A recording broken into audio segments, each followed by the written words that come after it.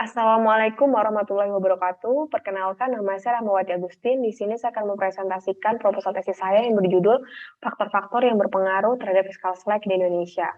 Jadi, penelitian ini dilatar belakangi oleh pandemi COVID-19 yang pertama kali muncul di Cina pada Desember 2019 dengan penyebaran yang cepat, peningkatan jumlah kasus yang terinfeksi yang juga tinggi dan diikuti oleh kematian yang terus meningkat dan kemudian diakui sebagai ancaman internasional pada 11 Maret 2020.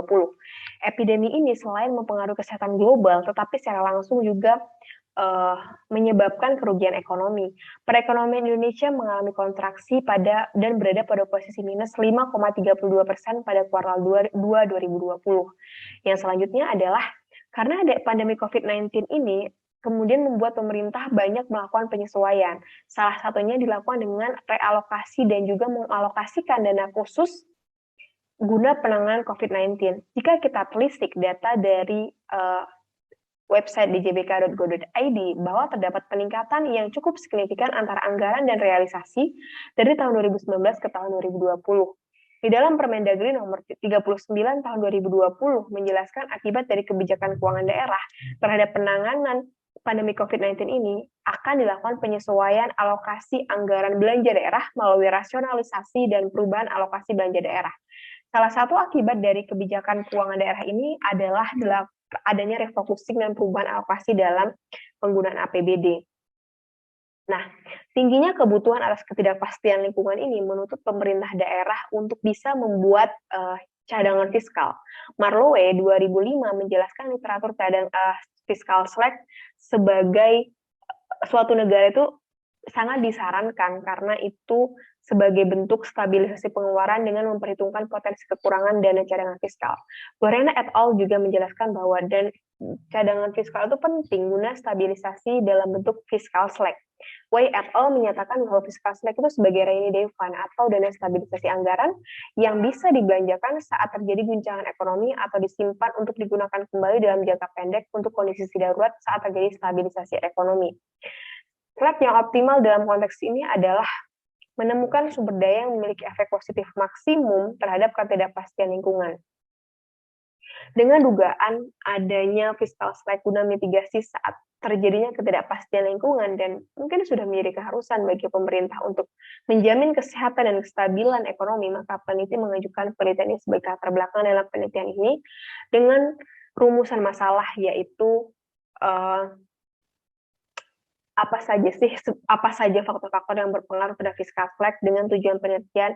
Yang pertama adalah menambahkan konsep yang ada mengenai fiscal slack dan menerapkannya di negara berkembang, khususnya Indonesia. Yang kedua, memberikan gambaran jelas tentang faktor-faktor yang berpengaruh terhadap fiscal slack di Indonesia dengan menggunakan beberapa variabel kontrol. Yang ketiga, memberikan bukti empiris bahwa fiscal slack akan bermanfaat guna stabilisasi dana cadangan pemerintah daerah. Penelitian ini menggunakan dua teori. Yang pertama adalah upper echelon theory dan yang kedua adalah uncertainty reduction theory. Nah, sebelumnya adalah cadangan fiscal slack, reserve fund adalah istilah yang sama yang kemudian digaungkan oleh Gorina et al. 2019. Peneliti mengkonseptualisasi konsep cadangan fiskal dan memperlakukan cadangan fiskal ini untuk mengurangi pengeluaran atau penurunan pendapatan dalam menghadapi guncangan pendapatan sebagai ukuran kinerja sistem manajemen keuangan. Howe et al. Menjelaskan tujuan dasar dari dana cadangan adalah untuk mengakumulasi dana cadangan di tahun-tahun sebelumnya sehingga dapat mengurangi efek negatif jika terjadi kemerosotan ekonomi atau penurunan pendapatan di tahun akan datang. Keadaan pandemi COVID-19 sudah menjadi salah satu bukti bahwa negara harus mampu menyeimbangkan anggaran dan menjaga stabilitas program melalui cadangan fiskal atau yang lebih umum di pemerintah daerah di Indonesia sebagai belanja tidak terduga. Yang pertama adalah upper echelon theory. Nah, di sini adalah organisasi sebagai refleksi dari nilai-nilai dan dasar kognitif manajemen puncak dalam organisasi. Teori ini menjelaskan bahwa karakteristik pemimpin akan secara khusus mempengaruhi outcomes organisasi melalui pengambilan keputusan strategis dengan didasarkan pada dua asumsi. Yang pertama adalah usia. Menurut Hambrick and Mosons, serta menyatakan bahwa usia itu menunjukkan akumulasi pengalaman. Logikanya adalah ketika seseorang yang sudah lebih tua, seorang pemimpin yang lebih tua, itu selain mereka dibebani oleh pengalaman yang cukup banyak sebelumnya, juga tidak sedikit dalam menghadapi kegagalan, maka akan lebih banyak pertimbangan dalam mengambil keputusan dibandingkan dengan mereka yang usianya lebih muda yang akan cenderung berani dalam mengambil keputusan. Yang kedua adalah pendidikan. Pendidikan ini berkorelasi dengan kemampuan seseorang dalam mengembangkan potensinya. Hal ini juga tidak terlepas dari kompleksitas pengetahuan dan keterampilan yang dimiliki. Nah, semakin tinggi tingkat pendidikan seseorang, maka semakin kompleks pengetahuan dan keterampilan dan pengalaman yang dimilikinya. Logikanya, orang yang memiliki pengetahuan, keterampilan, dan pengalaman yang tinggi akan semakin baik dalam menjalankan pekerjaannya dibandingkan orang dengan tingkat pendidikan yang lebih rendah. Yang selanjutnya adalah uncertainty reduction theory. Dalam teori ini sehubungan dengan teori komunikasi antara pemerintah pusat dan pemerintah daerah. Jadi teori ini menjelaskan bagaimana komunikasi digunakan dalam pertemuan awal untuk mengurangi ketidakpastian, guna memungkinkan perkiraan yang lebih tepat di masa depan. Nah, ketika orang-orang berinteraksi, maka terdapat ketidakpastian. Sebelum orang itu berinteraksi, maka ada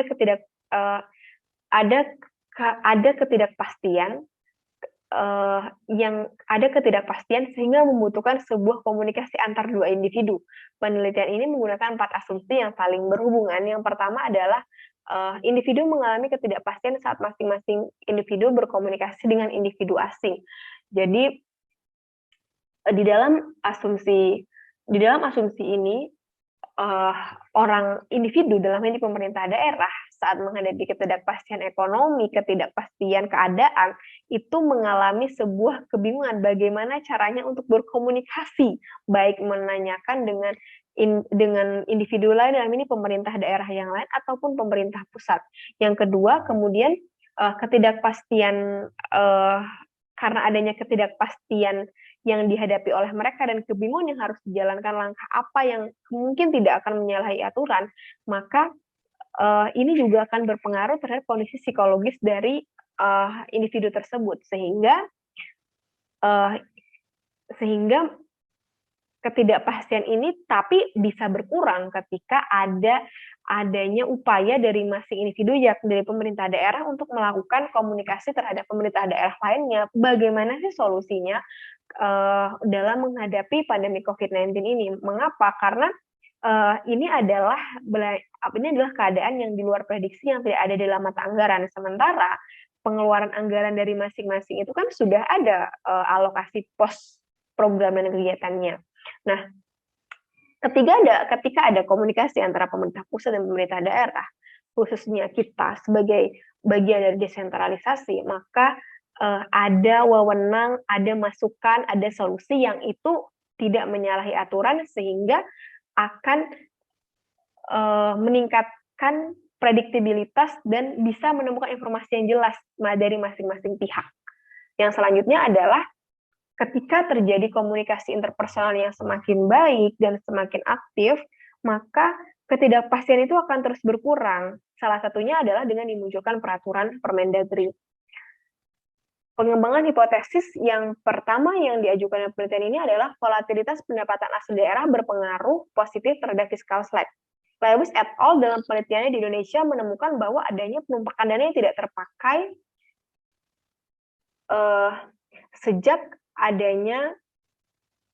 di Indonesia sejak adanya desentralisasi, di mana terdapat dana cadangan pemerintah di kabupaten dan kota yang meningkat hampir 50%. Di Indonesia sendiri, aturan tentang fiscal slack belum mendapatkan perhatian khusus, padahal fiscal slack akan berkontribusi dalam pengelolaan keuangan. Yang menarik di sini adalah terdapat pengelolaan dana cadangan yang berasal dari pendapatan antara Indonesia dengan negara lainnya. Jika negara lainnya itu mereka sengaja mengalokasikan sebagian dana untuk digunakan sebagai dana cadangan, maka pemerintah di Indonesia fiscal slack itu muncul dikarenakan ada salah satunya adalah volatilitas pendapatan. Salah satunya ada pendapatan asli daerah yang meningkat. Kita bisa lihat itu di Provinsi DKI Jakarta. Nah, dalam uncertainty reduction theory, salah satu asumsinya yang menjelaskan bahwa ketidakpastian adalah hal yang tidak menguntungkan. Nah, jika pendapatan asli daerah itu yang biasanya itu berada pada posisi A, kemudian turun ke posisi B, maka itu menjadi tidak menguntungkan. Karena apa? Pemerintah daerah tidak bisa mengakumulasi fiscal slack lebih tinggi daripada biasanya gitu. sehingga itu bisa berpengaruh pada psikologis dan akan menguras emosional dari individu tersebut. Maksud di sini adalah pemimpin dari suatu daerah tersebut yang akan berpengaruh terhadap pengelolaan keuangan uh, pemerintah daerah. Yang kedua adalah ketergantungan transfer fiskal pemerintah pusat berpengaruh positif terhadap fiskal slack. Adanya desentralisasi membuat daerah memiliki kontrol dan tanggung jawab belanja yang signifikan. Akan tetapi, sebagai negara yang berkembang, pemerintah daerah masih bergantung kepada pemerintah pusat. Di sisi lain, desentralisasi ini membuat pemerintah daerah memiliki wewenang khusus untuk mengelola daerahnya sendiri, termasuk masalah keuangan.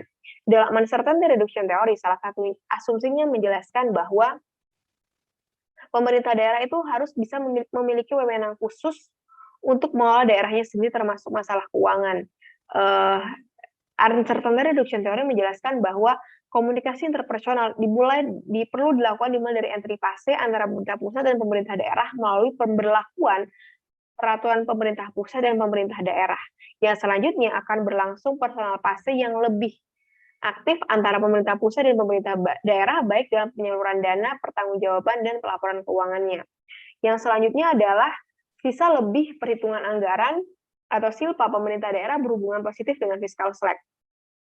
Jadi, Gorina et al. Menjelaskan bahwa pemerintah daerah membutuhkan fiscal slack sebagai cadangan untuk mengelola fluktuasi pendapatan dan belanja tanpa mengganggu penyediaan barang dan jasa publik. Dalam kerangka fiscal slack, terdapat perbedaan antara kebutuhan untuk menyisihkan dana dan kapasitas untuk menabung. Seard dan Marx menyatakan terdapat sumber daya yang dapat diubah menjadi cadangan faktor lain untuk mendorong dan membatasi akumulasi cadangan. Nah, pemerintah saat ini, kita tahu bahwa pemerintah mengenakan skema defisit anggaran, di mana salah satu tujuannya adalah untuk mempercepat pertumbuhan ekonomi. Akibatnya, dibutuhkan pembiayaan untuk menutupi kekurangan anggaran. Salah satunya adalah dengan silpa. Silpa itu merupakan siklus akuntansi pemerintah daerah yang adalah akun yang dibawa dari tahun sebelumnya untuk dibawa ke tahun berikutnya dan digunakan sebagai penerimaan pembiayaan. Diasumsikan bahwa silpa yang semakin tinggi akan berpengaruh positif pada fiskal slack sehingga pemerintah daerah akan lebih siap dalam menghadapi guncangan ekonomi. Selanjutnya adalah pemerintah yang memiliki kecenderungan pendapatan tidak stabil akan menetapkan fiskal slack yang lebih tinggi sebagai mitigasi atas ketidakpastian di masa depan. Pendapatan pemerintah yang bersifat fluktuatif, baik dari pendapatan yang diperoleh dari pemerintah pusat dan pemerintah daerah ataupun antar pemerintah, itu bisa menutup akses pendapatan daerah dan memperbesar belanja pemerintah daerah, khususnya saat terjadi ketidakpastian ekonomi. Maka fiskal slack di sini berperan sebagai mitigasi yang dipengaruhi oleh lingkungan yang tidak pasti itu. Marlowe 2011 menyatakan bahwa pendapatan akan menurun selama resesi yang berdampak pada keuangan pemerintah daerah dikarenakan terjadi penurunan pendapatan. Nah, Wang 2017 menemukan hal yang menarik bahwa kota Madia akan memiliki ketergantungan lebih besar pada pendapatan dan tidak berpikir untuk mengakumulasi fiskal slack karena mereka terlalu bergantung, karena mereka tidak bergantung secara penuh pada pendapatan antar pemerintah dan dana transfer. Sebaliknya, Vanyalos menyatakan bahwa kita perlu nih untuk membentuk saldo dana cadangan yang besar saat terjadi ketidakpastian dikarenakan ada pendapatan yang menurun atau pendapatan transfer yang melambat. Selanjutnya adalah volatilitas pengeluaran berpengaruh negatif terhadap fiskal slack. Kapasitas pengelolaan keuangan yang lebih kuat akan berkontribusi dalam keseimbangan stabilisasi dana yang lebih tinggi. Akan tetapi, ada pengeluaran tidak terduga yang terjadi dalam pemerintahan. Maka dibutuhkan fiskal slack nih untuk mengakomodir fluktuasi pada masa depan. Ma dan Yu dalam penelitiannya menyatakan bahwa terdapat banyak uang yang tidak dapat dibelanjakan sesuai anggaran dikarenakan adanya masalah penundaan pengeluaran. Kita contohkan di Indonesia. Jadi, terdapat ketidaksesuaian nih antara mata anggaran dengan program kegiatan, sehingga sebagian anggaran yang sudah dialokasikan itu tidak dapat dibelanjakan. Ketidaksesuaian alokasi ini menyebabkan sebagian dana tidak bisa dibelanjakan dan berakibat pada pengeluaran daerah yang berubah-ubah. Wang 2017 menyatakan bahwa desentralisasi pengeluaran yang lebih tinggi atau tanggung jawab pengeluaran yang lebih besar untuk pemerintah daerah akan menurunkan tingkat fiskal slack di daerah. Yang selanjutnya adalah realisasi belanja tidak terduga akan memiliki variasi lebih tinggi saat pandemi COVID-19. Pada tahun 2020 telah disahkan APBD, kemudian pandemi COVID-19 datang dan menyebabkan banyak anggaran bergeser baik realisasi pendapatan yang menurun dan belanja yang meningkat. Wei 2020 menjelaskan bahwa pemerintah yang berada dalam kondisi ekonomi dan keadaan fiskal yang memburuk akan dihadapkan pada lingkungan eksternal yang tidak pasti. Fiscal slack dapat digunakan sebagai instrumen untuk membatasi potensi krisis pemerintahan. Penggunaan belanja tidak terduga, terutama dalam penanganan pandemi COVID-19 ini sudah diatur dalam Permendagri nomor 20 tahun 2020, yang dimana menjelaskan bahwa guna percepatan penanganan coronavirus disease 2019 di lingkungan pemerintah daerah, maka akan dilakukan pengeluaran yang belum tersedia anggarannya dengan dibebankan langsung pada belanja tidak terduga. Berdasarkan penjelasan di atas, penulis mengasumsikan bahwa terjadi kesenjangan yang lebih tinggi pada relasi belanja tidak terduga dengan mengajukan hipotesis seperti di atas. Selanjutnya, ada 3 variabel kontra yang diajukan. Yang pertama adalah tingkat usia kepala daerah. Dalam upper echelon theory, menyatakan bahwa karakteristik manajemen puncak yang berbeda seperti usia akan mempengaruhi keputusan secara strategis dan secara langsung berpengaruh terhadap kebijakan struktur organisasi. Rahman 2019 dalam penelitian menjelaskan bahwa wali kota yang berusia lebih dari 60 tahun akan lebih lemah dalam mengontrol pemerintah daerah, sementara pemimpin yang lebih muda akan secara intensif untuk meningkatkan realisasi anggaran pemerintah daerahnya. Penelitian di atas menyimpulkan bahwa manajer muda akan lebih berani dalam mengambil keputusan yang beresiko dari manajer yang lebih daripada pemimpin yang lebih tua, dikarenakan pemimpin yang lebih tua cenderung menghindari resiko dan lebih bersifat konservatif. Yang kedua adalah daerah yang memiliki tingkat pendidikan dan usia produktif lebih tinggi berpengaruh negatif terhadap fiscal slack. Gorena et al. 2019 memberikan argumen bahwa daerah dengan tingkat pendidikan yang lebih tinggi dan proporsi usia produktif yang lebih besar akan memberikan tekanan yang besar terhadap efektivitas dalam pengelolaan pemerintahan. Hal ini berkaitan dengan kesadaran masyarakat dan kemampuan dalam mengkritisi efektivitas kebijakan pemerintah daerah. Nah, dalam upper echelon teori juga menjelaskan bahwa ketika tingkat pendidikan yang lebih rendah diasumsikan bahwa mereka memiliki pengetahuan yang lebih besar dan lebih siap terhadap inovasi dan hal-hal yang baru. Yang selanjutnya adalah kota yang lebih besar akan mengakumulasi fiscal slack yang lebih besar daripada pemerintah daerah yang kecil. Jadi, beberapa kebutuhan kota-kota menjadi variabel penentu dalam menentukan fiscal slack, apalagi kota besar yang memiliki banyak akses untuk menangani fluktuasi anggaran, seperti yang diungkapkan oleh Gorina et al. Rahman 2019 kemudian memisahkan antara kota-kota dengan kategori yang besar yang berada di salah satu kawasan dengan kawasan lainnya untuk mengakomodir kebutuhan lingkungan yang tidak lebih berisiko. Hal ini menunjukkan bahwa cadangan akan berlaku lebih kecil untuk menghindari fluktuasi atau fiscal slack pada pemerintah daerah di kota besar dibandingkan kota kabupaten atau kecil. Wang 2017 menjelaskan bahwa pemerintah daerah yang lebih besar akan cenderung lebih sedikit dalam mengakumulasi cadangan daripada pemerintah yang lebih kecil. Temuan ini menunjukkan kecenderungan yang sama untuk membatasi tingkat cadangan fiskal pada masing-masing ukuran kota.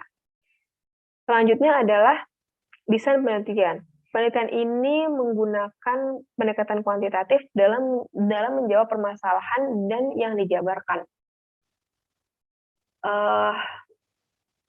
Yang selanjutnya untuk definisi operasional variabel, yang pertama adalah fiscal slack. Untuk variabel dependent fiscal slack ini mengacu pada Gorina et al. Yang diselaraskan dengan pemerintah daerah Indonesia dengan menggunakan menggunakan cadangan dana tidak terduga. Jadi, di dalam peraturan pemerintah tahun 2019 itu dijelaskan bahwa belanja tidak terduga itu adalah bentuk pengelolaan keuangan daerah yang diperuntukkan untuk membiayai keperluan darurat di mana terdapat bagian yang belum dianggarkan yang tidak dapat diprediksi sebelumnya dengan dibebankan kepada APBD. Yang kedua adalah volatilitas pendapatan asli daerah. Itu dihitung berdasarkan selisih pendapatan tahun berjalan dibandingkan dengan tahun sebelumnya, Pasce dan Williams 1987. Selanjutnya yang ketiga adalah yang selanjutnya kedua adalah ketergantungan transfer fiskal diukur melalui persentase dan dari pemerintah pusat terhadap total anggaran pengeluaran daerah. Yang selanjutnya yang ketiga adalah seanggaran tahun lalu yang ada dalam APBD tahun anggaran berjalan. Ini alasan penggunaan silpa ini menyesuaikan dengan bentuk laporan keuangan pemerintah daerah yang menggunakan anggaran defisit dan untuk memperoleh pembiayaan, dan juga silpa digunakan sebagai penerimaan pembiayaan tahun selanjutnya. Yang selanjutnya adalah ketidakpastian pendapatan diukur melalui total surplus defisit dana umum dibagi dengan total belanja daerah dengan menyesuaikan pada penelitian yang dilakukan oleh Gorina et al. 2019. Yang selanjutnya adalah volatilitas pengeluaran daerah diukur dengan melihat antara selisih pengeluaran tahun berjalan dibandingkan dengan tahun-tahun sebelumnya. Selanjutnya untuk realisasi belanja tidak terduga saat COVID dan COVID-19 ini dilakukan dengan melakukan dengan membandingkan sampel antara tahun 2011 sampai 2019 yaitu pra-COVID dan tahun 2020 untuk pasca COVID dengan dilakukan uji T-square untuk mendukung hipotesis dan menyimpulkan apakah terdapat varian dalam realisasi belanja tidak terduga. Selanjutnya untuk variabel kontrol yang pertama adalah tingkat usia kepala daerah itu menggunakan variabel dummy di mana saat dihitung 1 saat usia kepala daerah I pada tahun T adalah 60 tahun atau lebih, sementara 0 jika kurang dari 60 tahun. Selanjutnya tingkat pendidikan diukur berdasarkan tingkat lama sekolah, yang selanjutnya adalah ukuran kota diukur berdasarkan total aset pemerintah daerah I pada tahun T Rahman 2019. Selanjutnya untuk populasi dan sampel. Penelitian ini Selanjutnya untuk populasi dan sampel, penelitian ini menggunakan data anggaran pendapatan dan belanja daerah dari selama 10 tahun dari tahun 2011 hingga tahun 2020. Khusus 2020 dikarenakan pandemi COVID-19 terjadi di tahun 2020 yang menyebabkan terdapatnya guncangan APBD. Selanjutnya untuk teknik analisis yang digunakan, yang pertama adalah menggunakan uji asumsi klasik. Uji normalitas digunakan untuk melihat apakah terdapat variabel residual yang memiliki distribusi normal. Selanjutnya dilakukan uji multikolinearitas digunakan untuk menguji apakah terdapat adanya korelasi antara variabel bebas independen di dalam model regresi. Yang ketiga adalah uji autokorelasi digunakan untuk menguji adanya korelasi di dalam model. Yang selanjutnya adalah uji heterokedastisitas digunakan untuk menguji apakah terdapat ketidaksamaan varians dari satu residual satu pengamatan ke pengamatan yang lainnya. Kemudian untuk analisis regresi berganda digunakan untuk menguji hubungan antara variabel independen, variabel dependen, dan variabel kontrol. Penelitian ini diajukan dengan beberapa model penelitian yang dapat dijelaskan seperti Fs tambah alfa tambah beta 1 dikali volatilitas pendapatan asli daerah tambah beta 2 dikali transfer fiskal ditambah B3 dikali surplus ditambah B4 dikali ketidakpastian pendapatan ditambah beta 5 dikali volatilitas pengeluaran ditambah B6 ditambah tingkat usia ditambah B7 ditambah tingkat pendidikan ditambah B8 dikali ukuran kota dan error. Nah, penerimaan seluruh hipotesis disimpulkan berdasarkan pengujian uji statistik T yang akan dijelaskan, di mana uji T ini bertujuan untuk mengetahui seberapa jauh dari masing-masing variabel independen berpengaruh terhadap variabel dependen, di mana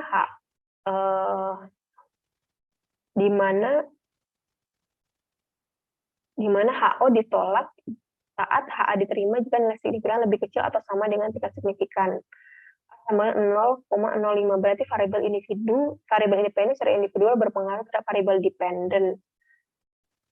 Sementara HO diterima, HA ditolak jika nilai signifikan lebih besar atau sama dengan tingkat signifikan alfa sama 0,05, berarti variabel independen secara individual tidak berpengaruh terhadap variabel dependen. Baik, itu saja yang dapat saya sampaikan. Terima kasih sebelumnya. Wassalamualaikum warahmatullahi wabarakatuh.